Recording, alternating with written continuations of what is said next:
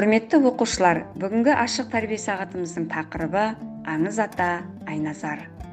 Аты аңызға айналған Айназар ата 18-19 ғасырларда өмір сүрген. Нақтырақ айтсақ, 1786 жылы өмірге келген екен. Адай, Құдайке, Тобыш аталардан өрбіген Бәубек руынан шыққан. Айназар Тасқынбайұлы 1870 жылғы Адайлар көтерілісінің белсенді қатысушысы ретінде мәлім. Айназар ата ержүрек батыр, батыл, жүрек жұтқан адам болған. Бұған дәлел халықтың зәри-құтын алған 4 айдаһарды өлтіруі.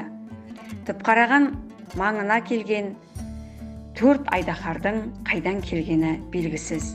Бірақ Айназар ата өзінің батылдығы мен батырлығы мен сол 4 айдаһардың басын алып, халқын қаперден құтқарған екен. Айназар атаның мергендігі де бар. Бұл туралы халық аузында мынандай аңыз бар екен. Шоңай Алшын Меңдалы кітабында Айназар туралы былай дейді. Қожаның бір әйелі киік сауып отырса, киіктің ешкісі тыпырлап саудырмапты. Сонда әйел ашуланып, ешкіні бүйірінен жұдырықпен ұрып қалып, Айназарға жолыққыр депті.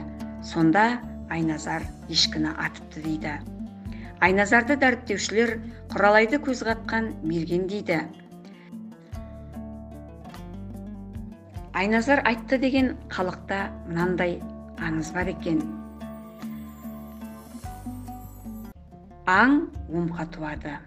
Мысалы, бір мылтықпен 1000 аң атса, аң омқа туады. Онда мергеннің бұдан былай мылтығы аңға тимейді деп, өзі бір мылтықпен атқан аңының саны 800-900-ға жеткен кезде, ол мылтықты адам көрмейтін жерге апарып қойып, садақа жасап, басқа мылтық ұстайды деген аңыз бар екен. Бұл да бір Айназар атаның бір қыры. Айназар ата бірнеше жорыққа шыққан ержүрек батыр, батыл, адай жауынгерінің бірі. Батыр Ресей патша армиясының көтерілісі кезінде